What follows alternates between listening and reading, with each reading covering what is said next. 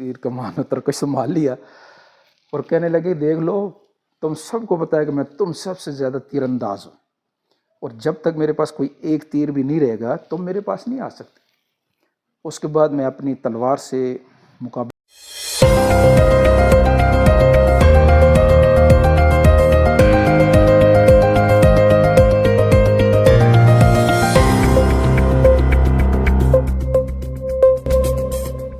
الرحمن الرحیم۔ السلام علیکم ناظرین اکرام، آج ہم حاضر ہیں بدھ والے دن کا پروگرام لے کر، جس کا موضوع ہے میں اور میرا دین، یعنی میں اور میرا طریقہ زندگی۔ یعنی انسان جو ہے اللہ رب العزت نے جو جیسے پیدا کیا ہے نا، ایسے ہی اس کو طریقہ زندگی سمجھایا بھی ہے، اور یہ سلسلہ ہمارے ابا آدم علیہ السلام سے لے کر ہمارے پیارے نبی پاک صلی اللہ علیہ وسلم تک تمام انبیاء کرام صلی اللہ علیہ وسلم کی ذمہ داری تھی کہ انسانوں کو اللہ پاک کا پسندیدہ طریقہ زندگی سکھلائیں۔ تو انبیاء علیہ السلام آ کے ہر دور میں انسانوں کو اللہ پاک کا پسندیدہ طریقہ زندگی سکھلاتے تھے، اور جس دور میں بھی جس آدمی میں نے اس طریقہ زندگی کو اپنایا اور وقت کے نبی علیہ السلام کے طریقے کے مطابق اپنایا تو وہ کامیاب ہو گیا۔ اب حضرات صاحب اکرام رضی اللہ عنہ اجمعین چونکہ ہماری اس امت کے بہترین افراد ہیں اور نبی پاک صلی اللہ علیہ وسلم کے براہ راست شاگرد ہیں، اب حضرات صاحب اکرام رضی اللہ عنہ اجمعین کی زندگیوں میں جو دین ہے، ان کی زندگیوں نے جو پلٹے کھائے ہیں، تو وہ کچھ عرصہ پہلے کچھ اور تھے، کچھ عرصہ بعد کچھ اور بن گئے۔ کیسے بن گئے؟ اب اس کے لیے جو ہے مختلف صحابہ اکرام رضی اللہ عنہ اجمعین کے مختلف واقعات ہیں۔ آج ایک صحابی ہے مصعب بن عمیر رضی اللہ تعالیٰ عنہ، کہتے ہیں کہ یہ نبی پاک صلی اللہ علیہ وسلم کے پاس ایک اور صحابی رضی اللہ تعالیٰ عنہ، اور یہ دونوں گٹھے حضرت ارقم رضی اللہ تعالیٰ عنہ کے گھر مکان پہ تشریف لائے، دروازے پہ دونوں گٹھے ہوئے، آئے مختلف راستوں دونوں گٹھے ہوئے، اور دونوں نے ایک دوسرے سے پوچھا کہ بھئی کیا مقصد ہے تمہارا جانے کا؟ انہوں نے کہا بھئی اسلام لانا، اور دونوں ایک ہی وقت میں نبی پاک صلی اللہ علیہ وسلم کے پاس تشریف لے گئے اور دونوں نے اسلام قبول کیا۔ مصعب بن عمیر رضی اللہ تعالیٰ عنہ جیسے اور صحابہ ہجرت کرتے تھے اور مشرکین مکہ ان کو پکڑتے تھے، یعنی یہ کہیں اور بھی جا کر سہولت سے زندگی نہ گزارے، دیکھیں کیسی دشمنی تھی، اور نبی پاک صلی اللہ علیہ وسلم کو ان لوگوں کے اندر محنت کرنا پڑی جن کے یہ حالات تھے کہ نہ ادھر مسلمان ہو کے ان کو رہنے دیتے تھے اور نہ کہیں اور جا کے ان کو آرام سے رہنے دیتے تھے۔ کہتے ہیں مصعب بن عمیر رضی اللہ تعالیٰ عنہ بھی جو ہے وہ اپنا سامان سفر لیا اور نکل گئے، اور کافروں کو پتہ چلا تو پیچھے پہنچ کے، جب ان کے پیچھے پہنچے تو انہوں نے اپنا تیر کمان و ترکش سنبھال لیا اور کہنے لگے دیکھ لو تم سب کو پتہ ہے کہ میں تم سب سے زیادہ تیر انداز ہوں، اور جب تک میرے پاس کوئی ایک تیر بھی نہیں رہے گا تم میرے پاس نہیں آ سکتے۔ اس کے بعد میں اپنی تلوار سے مقابلہ کروں گا، تلوار میرے ہاتھ میں نہ رہی تو اس کے بعد جو تم سے ہو سکے وہ کر لینا۔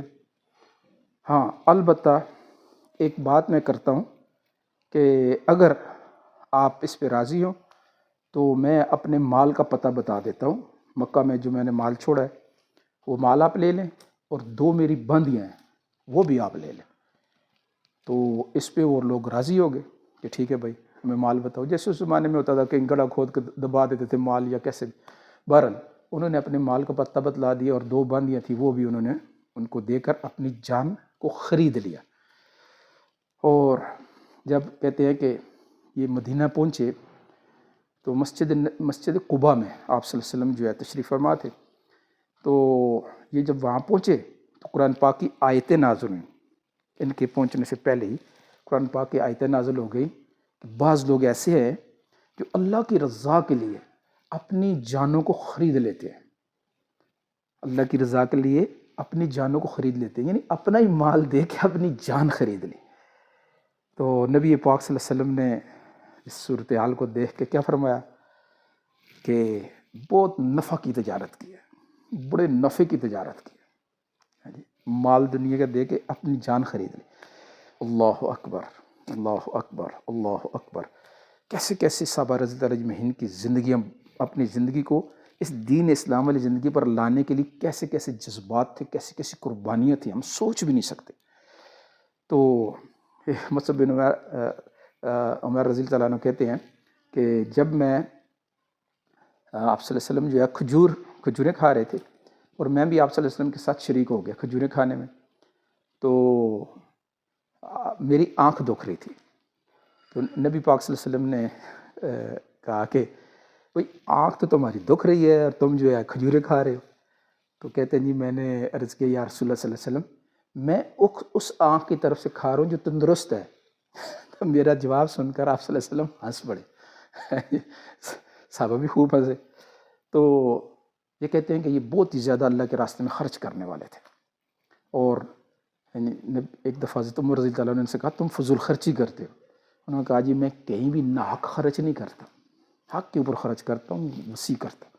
کہتے ہیں جب حضرت عمر رضی اللہ عنہ کا زخمی ہوئے تھے اور انتقال کا وقت تھا تو حضرت عمر رضی اللہ عنہ نے انہی کو کہا کہ میرا جنازہ مصعب بن عمیر رضی اللہ عنہ پڑھائیں. یعنی اتنی زندگی بدلی تو اتنی صفات پر پہنچ کے اپنی زندگی کو بھائی ہم نے بھی بدلنے کی محنت کرنی ہے، کوشش کرنی ہے، تب زندگی بدلے گی. جیسے ہر کام محنت کے بغیر نہیں ہوتا، ہمیں پتہ ہے ہماری یہ باقی چیزوں میں ہم سمجھتے ہیں کہ ہر کام جو ہے اس کے لیے محنت ضروری ہے. ایسے ہی زندگی کو اللہ کے پسندیدہ طریقہ زندگی پر لانا، یعنی اللہ پاک نے پسندیدہ طریقہ زندگی کس کو قرار دیا ہو جی؟ ہمارے لیے، آپ کے لیے. قرآن پاک کی آیات کا مفہوم ہے کہ تحقیق تمہارے لیے زندگی گزارنے کا بہترین نمونہ میرے محبوب نبی پاک صلی اللہ علیہ وسلم والا طریقہ زندگی ہے. تو ہم نے کس کو اپنانا ہے جی؟ اللہ کے محبوب نبی پاک صلی اللہ علیہ وسلم والے مبارک اور نورانی طریقہ زندگی کو اپنانا ہے. اس کے لیے میں اکثر یہ درخواست کرتا رہتا ہوں کہ حیات الصحابہ مولانا یوسف صاحب رحمۃ اللہ علیہ کی لکھی ہوئی ہے، مولانا احسان صاحب کی اس کا اردو ترجمہ ہوا ہے. تو اس کی 3 جلدیں ہیں. اس کا سب آدمی لازمی مطالعہ کریں، بہت ہی ضروری چیز ہے، بہت ہی ضروری چیز ہے. یقین کریں اگر جس آدمی نے بھی اس کو 3-4 بار پڑھ لیا ان 3 جلدوں کو، اس کے سامنے اس دور کے مکہ اور مدینہ کی زندگی ایسے روشن ہو کے سامنے آ جائے گی. تو اس کو 3 جلدوں کو تھوڑا تھوڑا وقت دے روزانہ اس کو پڑھنا شروع کرے. گھروں میں مسترات بھی پڑھیں، یہ انفرادی تعلیم کے لیے ہے، اس کو گھروں میں پڑھیں، بہت ہی ضروری چیز ہے. تو اس کے لیے سب کوشش کریں گے. پروگرام کو آگے بھی شیئر کرنا ہے. کل ہمارا پروگرام ہوگا میں اور میری صحت. تو کل تک کے لیے اجازت. اللہ حافظ.